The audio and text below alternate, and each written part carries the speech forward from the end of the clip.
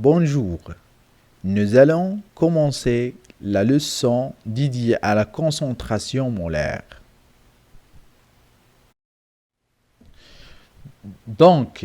Et pour ce faire, on va présenter les objectifs du cours. Premièrement, c'est savoir qu'une solution contient des molécules ou des ions. Deuxièmement, c'est réaliser une dissolution d'un corps moléculaire. Également, réaliser la dilution d'une solution. Et par suite, connaître l'expression de la concentration d'une espèce chimique moléculaire dissoute et pouvoir exploiter dans des situations différentes.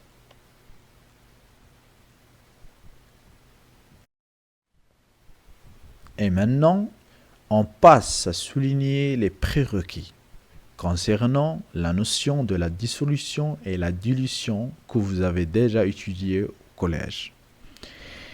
Et aussi la notion de la quantité de matière qu'on a déjà traité dans le cours précédent. On commence la leçon par définir une solution. Alors, une solution, c'est un mélange obtenu par la dissolution d'un corps, que ce soit solide, liquide ou gazeux, dans un liquide.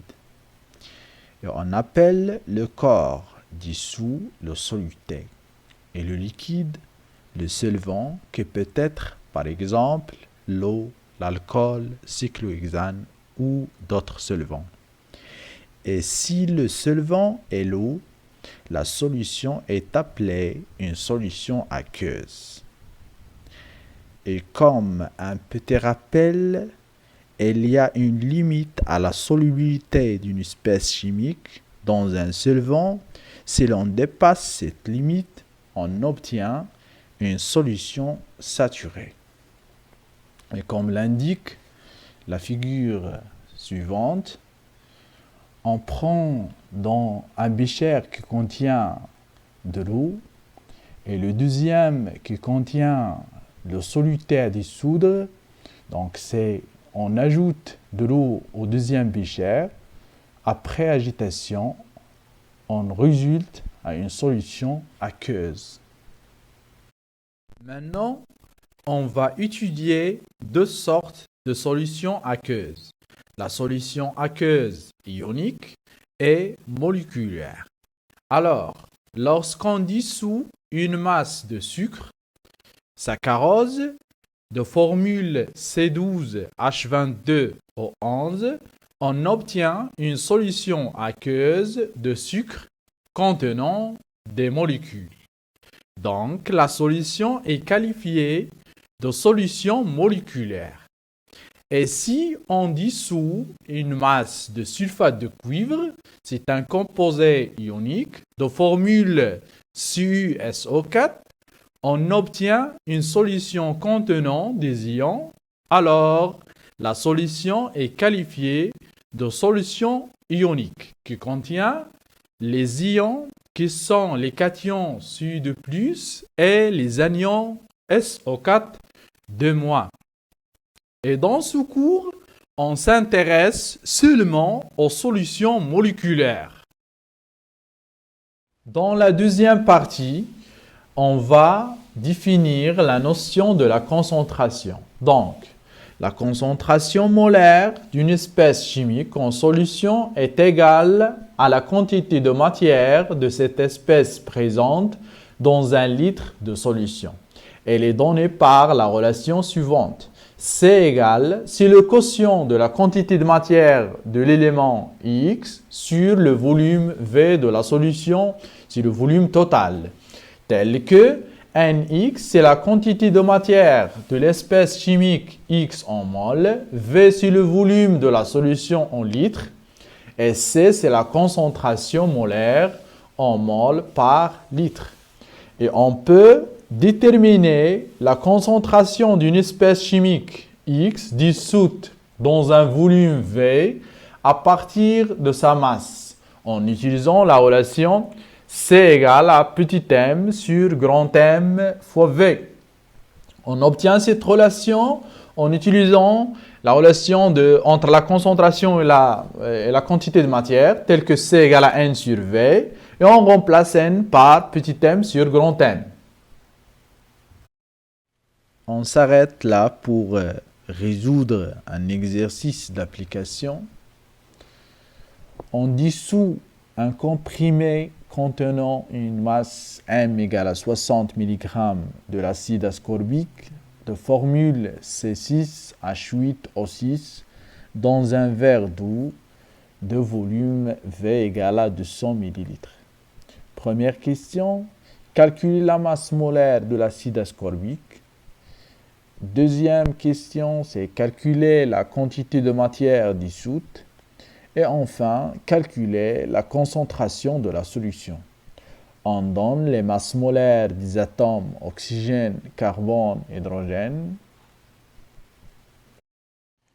Pour la première question, pour calculer la masse molaire de l'acide ascorbique, on sait que la définition de la masse molaire moléculaire, c'est la masse d'une mole, et pratiquement pour calculer cette masse, c'est la somme des masses molaires des atomes constituant la molécule. Donc la molécule de l'acide ascorbique est constituée de 6 atomes de carbone et 8 atomes d'hydrogène et 6 atomes d'oxygène. Donc la masse molaire est égale à 6 fois la masse molaire du carbone, 8 plus 8 fois la masse de l'hydrogène et 6 fois la masse d'oxygène. Donc on remplace, pour faire l'application numérique, on trouve 176 grammes par mol. Pour la deuxième question, c'est le calcul de la quantité de matière. Donc pour calculer la quantité de matière, en connaissant la masse, on applique directement la relation N égale à petit m, la masse de l'échantillon sur grand M. Donc, application numérique, c'est 60, mais en milligrammes, on convertit cette valeur au gramme, donc fois 10 à la puissance moins 3. On trouve la valeur finale de la quantité de matière, 3,4 10 à la puissance moins 4 mol. Et enfin, la concentration, en utilisant la relation déjà étudiée, c'est C égale la quantité de matière de soluté de l'acide ascorbique sur le volume, en remplaçant et on a le volume avec le millilitre. Donc pour rendre ce volume en litres, c'est fois 10 à la puissance moins 3, et on calcule et on trouve 1,7 10 à la puissance moins 3 mol par litre. Voilà. La suite du cours va porter sur l'opération de dilution.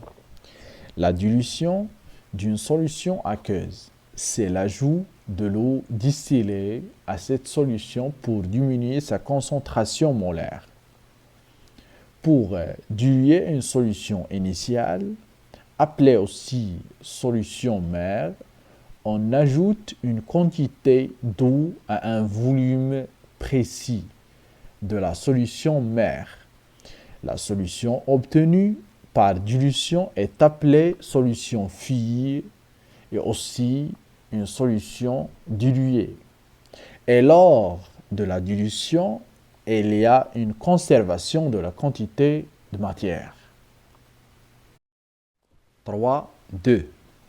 La relation de dilution.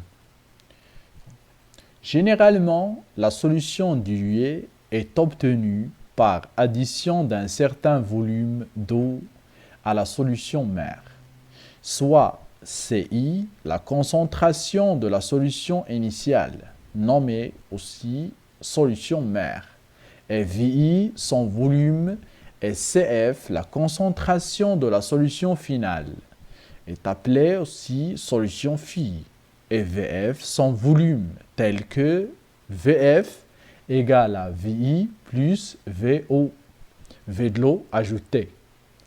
Donc, comme l'indique la figure, on a une solution de départ, c'est une solution concentrée de concentration CI et de volume VI.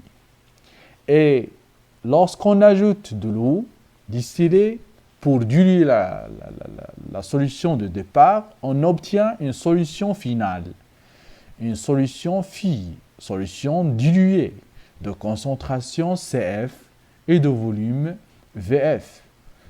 Au cours de la dilution, le volume augmente et la concentration diminue, mais la quantité de matière ne change pas, c'est-à-dire se conserve.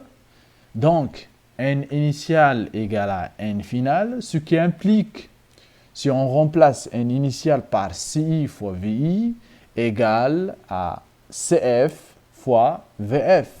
Donc, cette relation est appelée la relation de dilution. 3.3. Le coefficient de dilution. On définit le coefficient de dilution par le quotient de CI sur CF, noté F, tel que CI, c'est la concentration de la solution initiale, mère, et CF, c'est la concentration de la solution finale. Par exemple, si F égale à 10, c'est-à-dire CI sur CF égale à 10, on dit que la solution est diluée 10 fois. 3.3. Le coefficient de dilution.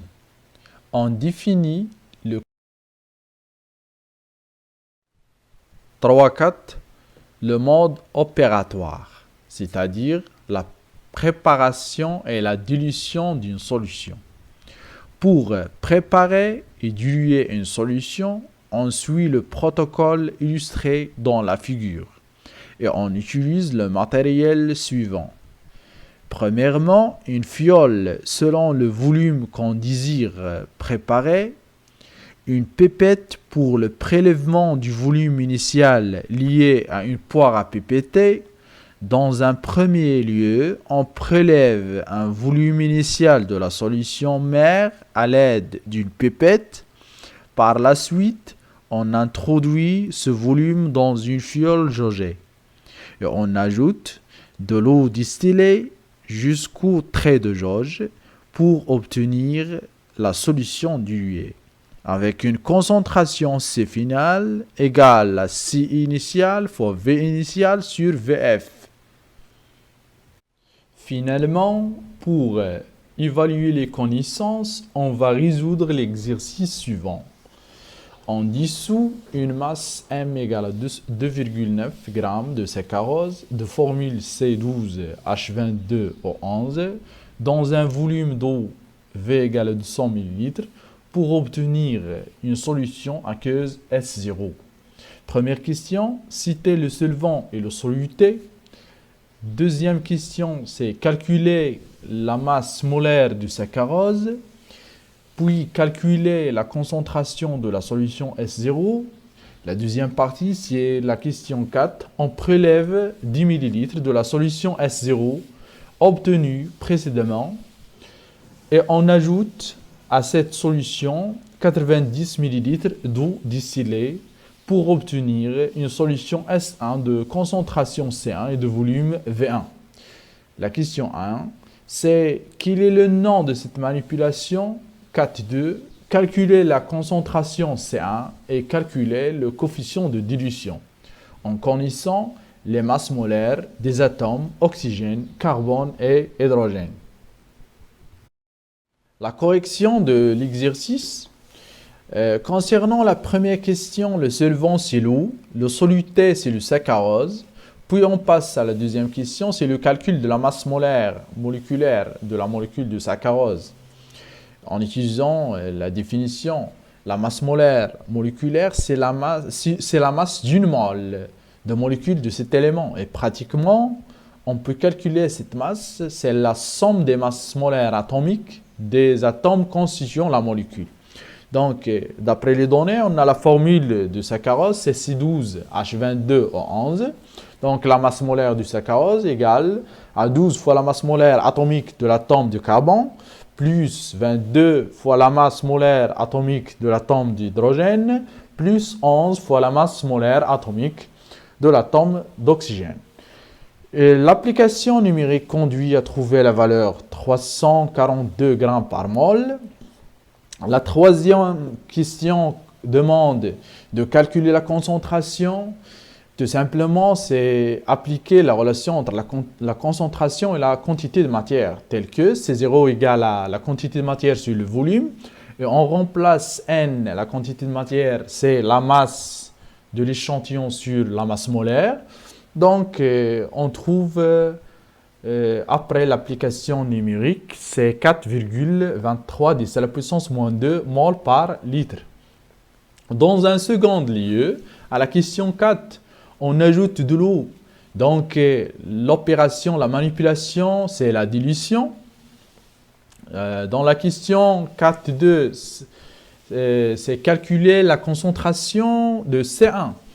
Donc, lors de la dilution, le volume augmente, la concentration diminue, mais on a une conservation de la quantité de matière. Donc, ce résultat donne une relation qui s'appelle la relation de dilution. C0 fois V0 égale à C1 fois V1. Donc, C1 égale à C0 fois V0 sur V1. Application numérique, C1 égale à 4,23 10 à la puissance moins 3 mol par litre. Et enfin, le coefficient de dilution F est défini, c'est le rapport de la concentration initiale sur la concentration finale. Donc, c'est C0 sur C1 égale à 10. Donc, la solution initiale est diluée 10 fois.